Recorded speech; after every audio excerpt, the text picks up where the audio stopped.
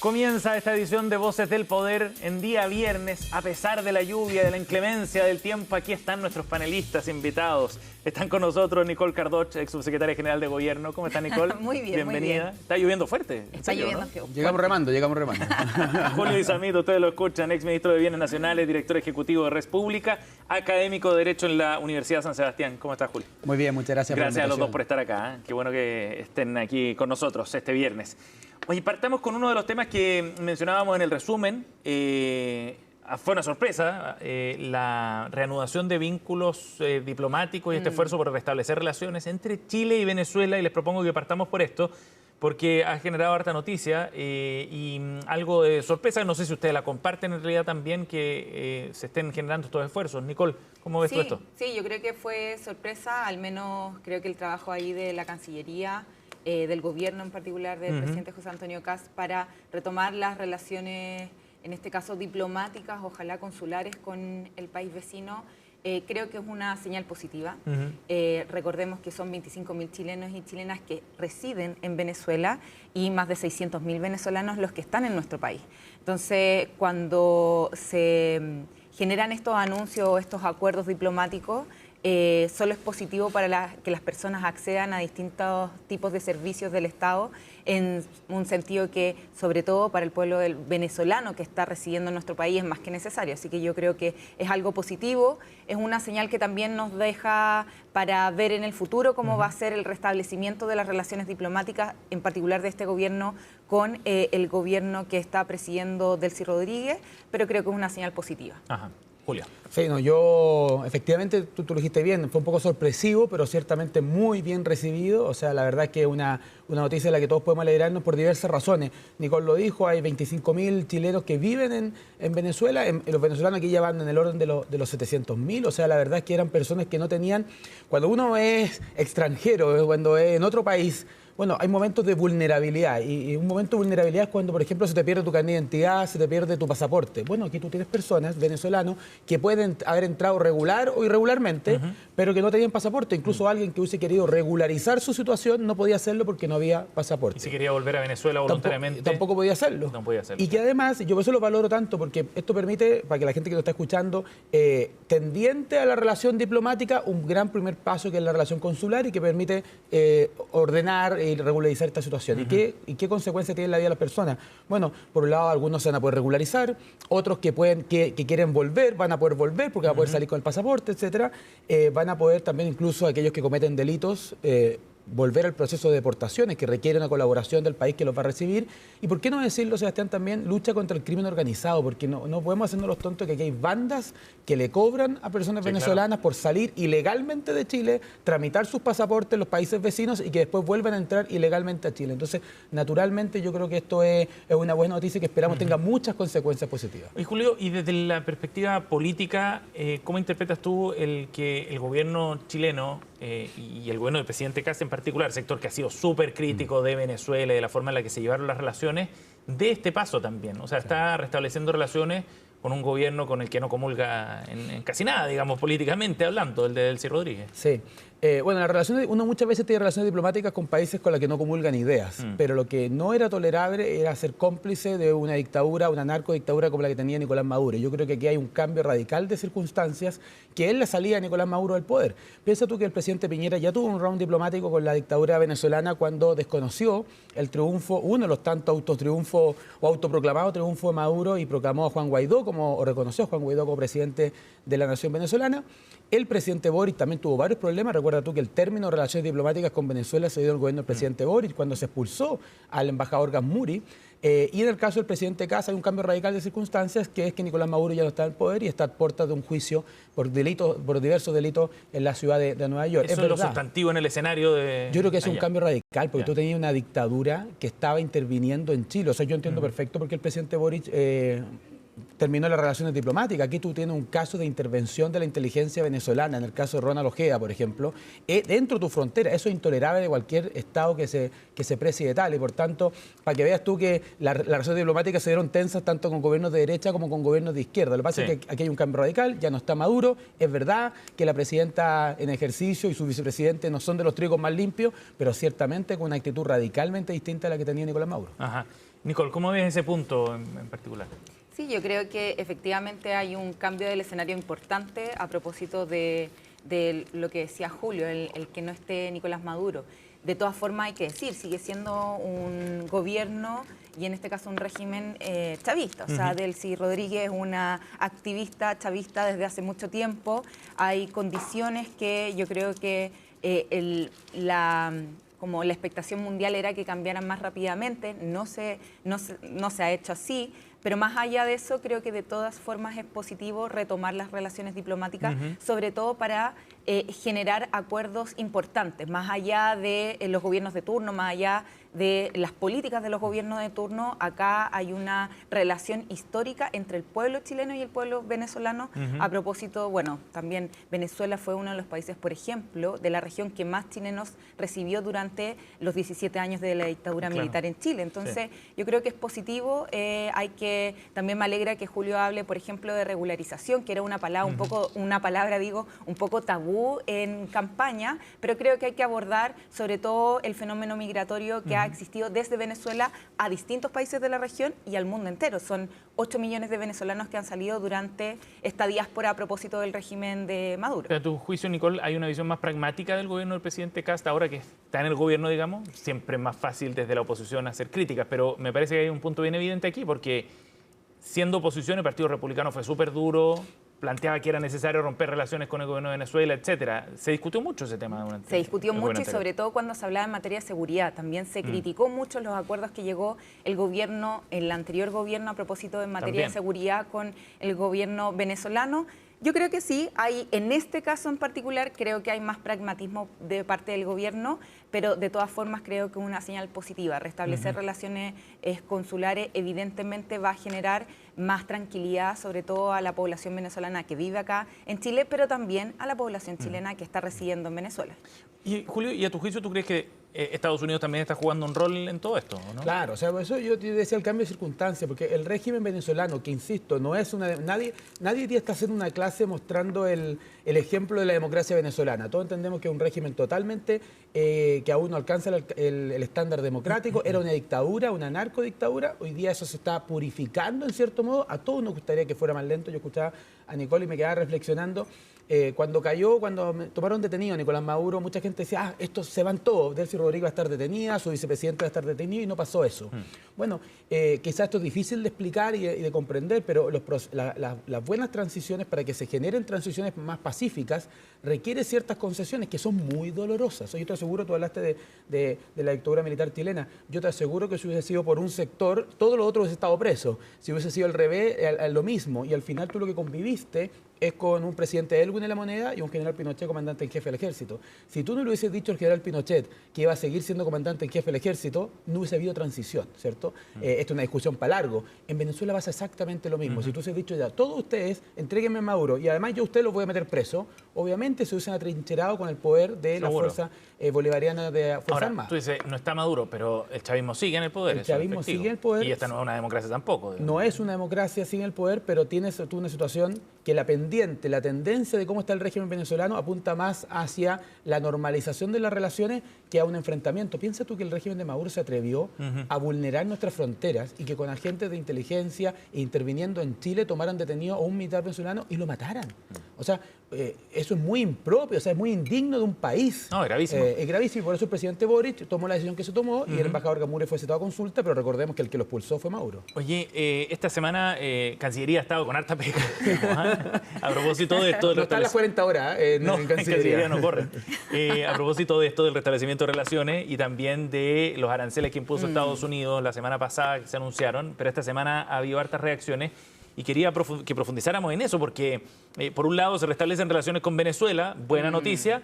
Por otra parte, con Estados Unidos se genera esta tensión donde el embajador Jude, incluso Nicole, sale a tirarle las orejas a los ministros de Agricultura y de Defensa, quienes fueron bien críticos con la decisión adoptada por el gobierno de Estados Unidos. ¿Cómo ves ese escenario, las relaciones con Estados Unidos específicamente? Sí. Yo creo que primero, punto aparte, hay que explicarle al embajador de Estados Unidos en Chile que se respeta a las autoridades políticas chilenas, sobre todo a las autoridades de gobierno. Yo creo que ese llamado de atención, tirón de orejas, pero con palabras bien tajantes, creo que nos ayuda en nada y muestra una falta de respeto bien grande al gobierno en general y a nuestra soberanía. Así que yo creo que ahí el embajador de Estados Unidos, que constantemente también ha estado en esta dinámica, creo que no beneficia, no ayuda en nada a la relación diplomática.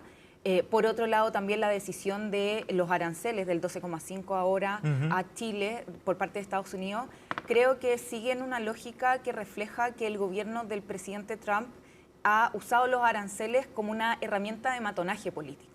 Porque los aranceles hoy día se establecen a países y no a productos, cosa que no pasaba así en otros momentos, digamos, más regulares de la política internacional. Pero por otro lado, creo que lo que se ha demostrado con este episodio, que creo que el gobierno en esto tiene que aunar todas las voces, ojalá citar a representantes de otros gobiernos, ex embajadores, por ejemplo, para ver cómo abordamos esto, porque es algo bien importante, impactante para nuestro país, para las inversiones, para las exportaciones, pero creo que esa herramienta del matonaje político, sobre todo en materia internacional, creo que nos lleva por un mal camino. Lamentablemente, la actitud del presidente José Antonio Kast, al momento incluso no todavía de asumir, sino de ser electo, e ir a congraciarse con el presidente Trump a Estados Unidos, no sirvió de mucho. Yo creo que en este caso, escuchaba al canciller hace semanas atrás, a propósito de una reunión que habían tenido allá en Washington con las autoridades estadounidenses, en las que tenía harta fe de lo que podía ser las relaciones diplomáticas. Se sale con este anuncio que evidentemente es muy negativo para nuestro país, pero creo que lamentablemente la política internacional hoy día se está viendo con estos ánimos más de matonaje político que realmente de apostar por la diplomacia. Bueno, repasar la declaración que hizo el embajador Yud. Es muy decepcionante, dijo, cuando hay negociaciones en curso y ministros que no tienen nada que ver con estas negociaciones salen a hacer comentarios, especialmente cuando usan palabras como farsa, cierre de comillas para la declaración del embajador de Estados Unidos. Julio. Yo las vi en vivo en directo. ¿En serio? Porque esto fue en el marco, ayer el embajador acompañó a una representante de la Casa Blanca en un foro sobre crimen organizado que organizó la Facultad de Derecho y Ciencias Sociales de la Universidad de San Sebastián. Entonces yo voy saliendo y de repente escucho esto. ¿Cuál fue tu reacción? No, entre nosotros. No, que no se entere, pero entre nosotros. De aquí no sale. Pero yo estoy de acuerdo, mira, varias cosas. Una cosa es lo que dice Nicole, es la labor diplomática es una labor muy compleja, es un talento muy particular y por eso algunas personas se pueden dedicar a la diplomacia y a otros les cuesta tanto, ¿cierto? Yo estoy de acuerdo con que si hay alguien que tiene que corregir a los ministros y si es que se amerita un reto, es el presidente de la República, no solo embajadores. Y los embajadores tienen canales para hacer transmitir su malestar. Y esos canales son canales formales que van en distinta escala, una nota de protesta, un alegato, y eso se hace ante la Cancillería. Y por tanto, la diplomacia tiene códigos que yo creo es bueno recordar y utilizar, porque el que reta a los ministros es el presidente de la República y no embajadores. Y esto lo digo respecto al embajador de Estados Unidos, pero cualquier otro embajador, porque aquí de repente hay gente que desde el punto de vista ideológico atacan a un embajador cuando interviene en discusiones chilenas, cuando no le gusta, pero cuando era a favor, sí le gusta. Yo me acuerdo de un diplomático muy pintoresco, el embajador del Reino Unido hace algunos años, que se convirtió en una especie de figurilla política. John Benjamin era. Claro, John Benjamin. Bueno, y todo el mundo le celebraba y ahí no le molestaba que discutieran de la política nacional, claro, porque probablemente estaba más alineado con una agenda más de izquierda o más progresista en términos valóricos. Entonces lo que te digo es, aquí hay que tener un principio, es que los embajadores no intervienen en política contingente y si quieren hacer un llamado de atención lo hacen con los canales diplomáticos. Yendo al tema de fondo, que son los aranceles, en esto, qué increíble como Trump te mueve el eje del debate, porque estamos todos discutiendo el 2,5%, que eleva de 10 a 12,5%, pero eleva de 10 a 12,5%. El problema está que el 10 también es un problema. Si nosotros tenemos un tratado de libre comercio con Estados Unidos, y la gracia del tratado de libre comercio es arancel cero. Hagamos una pausa, sí, dale. Pero retomemos este punto, porque eso tiene que ver también con las proyecciones que está planeando la estrategia comercial chilena, ¿no? La Cancillería también, hacia dónde buscar nuevos mercados quizás y otras sociedades exportadoras. Vamos a ir a una pausa y volvemos. Estamos con Nicole Cardot y Julio Samit aquí en CNN Chile Radio.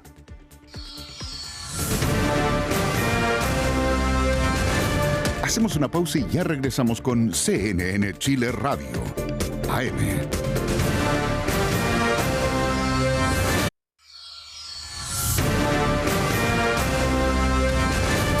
Estamos de regreso en CNN Chile Radio, AM.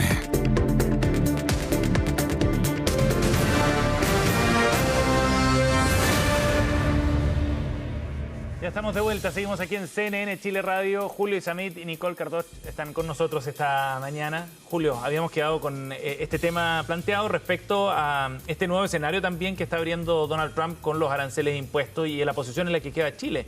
Sus dos principales socios comerciales, China y Estados Unidos, enfrentados de esta forma. Sí, bueno, que hay una situación bien delicada, pero lo comentábamos a propósito de la relación diplomática con Estados Unidos, que no solamente tiene que ver con áreas económicas, piensa tú todo lo que tiene que ver también en área de defensa, en área de seguridad. Lo comentábamos, por ejemplo, a propósito del ministro Barros, que fue cuestionado, que estaba en Hawái para el diluvio, como se dice. Bueno, pero el ministro Barros está en Hawái en un ejercicio militar internacional con Estados Unidos, o sea, un país que es considerado aliado en materia militar. Y la presencia del mismo embajador de Estados Unidos ayer en el foro de crimen organizado de la Universidad de San Sebastián tiene también que ver con el esfuerzo que Estados Unidos despliega para que ese crimen organizado se combata en distintas latitudes, porque al final termina teniendo impacto global. Lo que quiero decir con esto es que nuestra relación con Estados Unidos es mucho más amplia que solamente económica. Tiene que ver en materia de defensa, en materia de seguridad, y en eso Chile recibió un gran aporte de lo que ha hecho Estados Unidos. En materia económica hay que sacar dos o tres lecciones. Uno, dar la pelea porque se cumplen los tratados. Los tratados de libre comercio tienen la gracia de disminuir las barreras y el comercio termina uniendo también a los países. Yo sé que Estados Unidos tiene varios reparos de cómo Chile ha implementado ese tratado de libre comercio, especialmente en materia de propiedad intelectual. Bueno, eso hay que corregirlo naturalmente, pero los tratados de libre comercio se firman para ser cumplidos. Lo segundo es que Chile tiene que diversificar los países a los cuales exportamos, y en eso hay una columna hoy día de la subsecretaria Esté en el Mercurio muy buena, de que se están ampliando los mercados. Estamos pensando en Bangladesh, estamos pensando en India, en distintos mercados que permitan diversificar nuestra matriz exportadora. Cierto. Y lo último, y muy breve, un llamado de atención. A mí me preocupa mucho la deriva de ciertos países, y a veces lo digo con más dolor, en este caso de liderados por grupos de derecha, que están cada vez más proteccionistas desde el punto de vista económico. Estados Unidos es un buen caso, con el caso de las tarifas, esta sobretasa o los aranceles. Los aranceles, pero también en España y también en Francia los partidos de derecha son los más proteccionistas, y nosotros creemos que la economía libre saca a las personas de la pobreza, permite crecer, movilidad social. Y yo creo que es una idea Chile, que hay que volver a ella. Nicole. Sí, yo en esto estamos más de acuerdo con Julio de lo que parece a veces. Es lo que hace la lluvia. Nos une como país los momentos difíciles, sí. ¿no? Pero de todas formas, reforzar. Yo creo que acá Estados Unidos ha sido el país que ha violado ya desde hace un tiempo el Tratado de Libre Comercio con Chile. Creo que eso es grave. Creo que no es respetar, porque dentro del mismo Tratado de Libre Comercio hay mecanismos para la solución de controversias en el mismo tratado. Creo que esta política antiglobalismo que ha presentado el presidente Donald Trump no le hace bien ni a los ciudadanos estadounidenses, ni tampoco nos hace bien a los chilenos y chilenas. Por otra parte, la diversificación de mercados es una política de Estado. Yo en esto quiero solamente corroborar. Ha sido una política de los diversos gobiernos democráticos en nuestro país, generar diversificación de los mercados para efectivamente seguir apostando por la libre competencia, seguir apostando por el multilateralismo. Y por último, es importante que la política internacional no se guíe por afinidad ideológica. Yo creo que cuando se generan ciertos puntos, que espero que también esto sea una lección para el gobierno del presidente Kast y también para la Cancillería, cuando se va rápidamente a consagrarse con el presidente de Estados Unidos, a apoyar, por ejemplo, la guerra de Estados Unidos e Israel contra Irán, o cuando se generan otros hitos como los que se han generado en estos 4 meses de gobierno, creo que es que pasamos por la política internacional, la política exterior, en la diplomacia, en lo que siempre ha destacado y ha sido la fortaleza de Chile, que tiene que ver con no alinearse por ninguna potencia, sino que resolver y responder por nuestros propios intereses. Yo creo que esta es una lección, sobre todo en el mundo que estamos viviendo, y con esta arremetida fuerte que no debería ser como sorpresa para nadie. O sea, cuando el presidente electo todavía no había asumido el cargo, pero cuando el presidente electo, José Antonio Kast, va a esta cumbre en Estados Unidos, conocía perfectamente cuál era la política del presidente de Estados Unidos. Definitivamente. Oye, vamos a un último tema antes de que se nos vaya el tiempo, pero no quiero dejar de pasar las declaraciones que hizo el presidente Kast ayer en un aniversario, el 107 de la Cámara de Comercio de Santiago. Estuvo en este evento y dejó un recado que yo estoy seguro que tiene harta profundidad. Se refiere a que en los medios de comunicación, dice, y también en algunos sectores políticos hay diversas materias de discusión que van copando la agenda. Y ahí a renglón seguido plantea un punto. ¿Serán algunos de esos temas los que debieran estar primando en la agenda? en ese debate que saca titulares, pero que no siempre aporta, justo en la semana en que ha quedado en cierta evidencia el desorden también de sectores del gobierno y aledaños por la privatización de Codelco, por la agenda valórica, por la batalla cultural que dicen algunos sectores hay que empezar a tomar, etcétera. Julio, ¿cómo ves tú la declaración específica que hace el presidente Kast? Yo veo muy bien la declaración del presidente de la República. A veces está esta idea de háblale a Pedro para que entienda Juan en el fondo, y el mensaje yo creo que es clarito. En el fondo aquí el país está viviendo urgencias. Mira, todos sabemos muy bien lo que piensa el oficialismo y lo que piensa el grueso del oficialismo en materia económica, en materia de Codelco, en materia incluso de temas valóricos. O sea, es innegable que este es un gobierno marcadamente pro vida. Piensa tú que hoy día las cartas del director tienen que ver con una misa por la familia que tenía lugar en La Moneda. O sea, el gobierno está más acá que allá y todos sabemos dónde está el gobierno. Pero acá hay un recado directo a su partido también. Y ¿no? por eso yo, ¿por qué tomo nota del recado? En dos o tres dimensiones. La primera, cuando tú dices que hay un gobierno de emergencia, y la hay, uno esperaría que todo el esfuerzo, la cabeza y el corazón del oficialismo esté puesto ahí. Estoy pensando en la crisis de económica, estoy pensando en la crisis de seguridad y particularmente lo que el presidente de Kast ha dicho ahora, la nueva crisis de empleo. O sea, hoy día volvemos a tener 9,4% de desempleo, eso equivale a casi 1 millón de personas que buscan y no encuentran pega. Segundo, yo también hago un llamado también a la inteligencia política. Cuando los parlamentarios lo que dicen, quiero plantear este tema, y que puede ser muy legítimo en la discusión, lo que me preocupa es que haya agua en la piscina, converso con gente primero, sociabilizo este tema, y no simplemente hago anuncio, presento un proyecto de ley que después incluso se le retira la firma, porque no hubo un consenso y una conversación. Entonces, yo no tengo temor a que se planteen temas de discusión, pero que se haga con inteligencia y con criterio político. Y lo último, lo del presidente de la República se dijo ayer en el marco del 107 aniversario de la Cámara de Comercio de Santiago, que le mandamos un saludo ahí a todo ese equipo, pero al mismo tiempo, en San Bernardo, donde yo soy, había muerto un niño de 14 años a la salida del colegio porque lo acuchillaron. Entonces, cuando tú me dices, mira, vamos a discutir la privatización de Codelco, a mí me encantaría discutirla en un foro académico. Pero la prioridad del gobierno, espero que no esté en privatizar Codelco, espero que esté en pillar al muchacho, que peor de todo, es también un cabro joven, que mató a uno de sus compañeros en un colegio en San Bernardo. Nicole. No, yo creo que acá con la discusión que se ha dado en los últimos, yo diría no las últimas semanas, sino también ha sido marcado los 4 meses del gobierno esta dificultad de ponerse de acuerdo. Yo creo que marca diferencias profundas. Creo que por un lado es grave que el presidente del partido el presidente José Antonio Kast esté con una agenda que no tiene que ver ni con la agenda que se presentó en campaña, y también retomando temas que el mismo presidente, cuando fue candidato, había o prometió durante sus promesas de campaña no tocarlos o que no iban a ser el centro del debate, como por ejemplo el tema del aborto. Yo creo que en esto hay diferencias profundas, políticas, hay una descoordinación evidente, que tenga que ser el presidente de la República el que en un acto público llame un poco al orden y a poner énfasis en lo que debería ser una agenda de un gobierno, entre comillas, de emergencia. Creo que habla un poco de eso. Yo espero en este caso, y solo lo que se ve más desde afuera, desde la oposición, es que logre este gobierno generar una coalición donde se pueda gobernar, donde los énfasis estén claros, para que no estemos discutiendo y la política finalmente no esté discutiendo temas que no están en la preocupación de los chilenos y chilenas. Y yo creo que eso es lo más relevante. Cuando la política se pone a conversar temas que están muy alejados, que no son el centro, que no son la urgencia, las personas también van generando una desconfianza que ya en nuestro país es alta y es grave, a la política en general, a las instituciones, a lo que hace el gobierno, a lo que hace el Congreso. Yo creo que poner ahí el acento en lo que es la urgencia y ojalá para el gobierno tener conversaciones transversales. Y yo creo que el Partido Republicano está acá actuando como el Partido Republicano de siempre, pero es raro que sea una oposición a su propio gobierno. Sí, así claro. Y en ese sentido, ¿por dónde pasa el orden de esta coalición? Debería pasar por el liderazgo del presidente de la República. Yo creo que en este caso el presidente se ha visto algo ausente en otras conversaciones también importantes. Creo que sería bueno también conocer, y para todos los chilenos y chilenas, conocer cuál es la posición del presidente en temas importantes. Estoy pensando, por ejemplo, en la controversia con los alcaldes a propósito de la mega reforma. Los mismos alcaldes de oposición han pedido que el presidente se pronuncie al respecto a propósito de la votación de la próxima semana.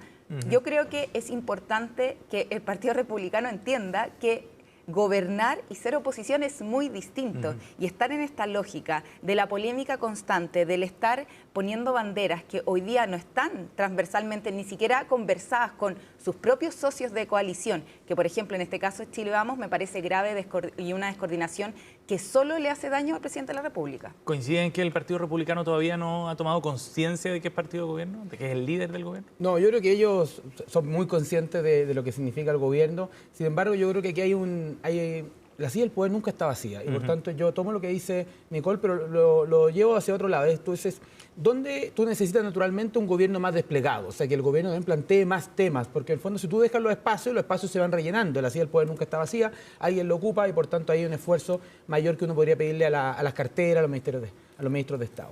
Segundo, una cosa es lo que dice respecto al rol del presidente.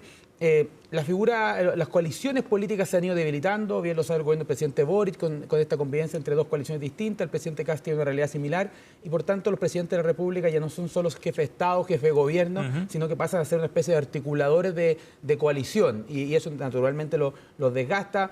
Tú por un lado decías, oye, ayer el presidente terminó hablando de esto, pero después cuando te preguntan, oye, ¿quién debiera hacer esto? Es el presidente. Bueno, porque no tenemos más referentes y ahí tú necesitas que el presidente tome un rol más de articulador de coalición. Y falta un vocero urgentemente, dijo Diego Chalper hoy día en entrevista con La Tercera. Hay varias cosas. Por un lado, yo creo que se requiere un despliegue de los ministerios para ocupar espacios, por un lado. Segundo, que los parlamentarios, cuando tienen proyecto de ley que discutir, tienen menos margen para la creatividad.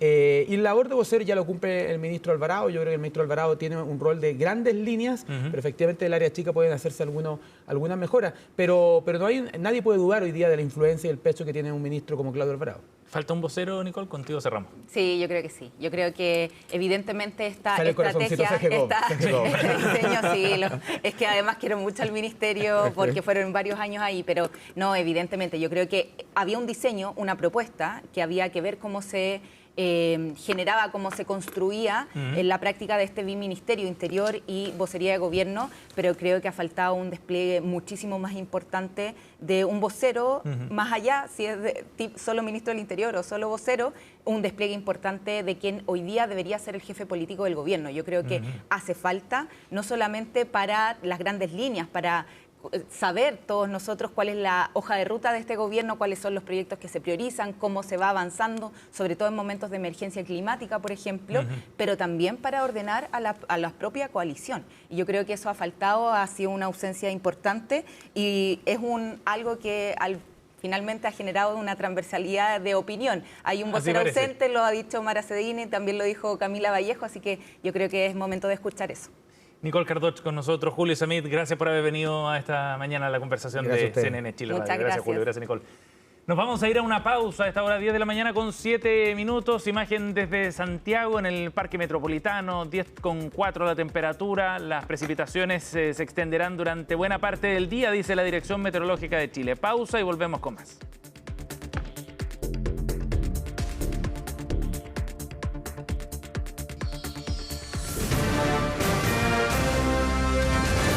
Hacemos una pausa y ya regresamos con CNN Chile Radio, AM.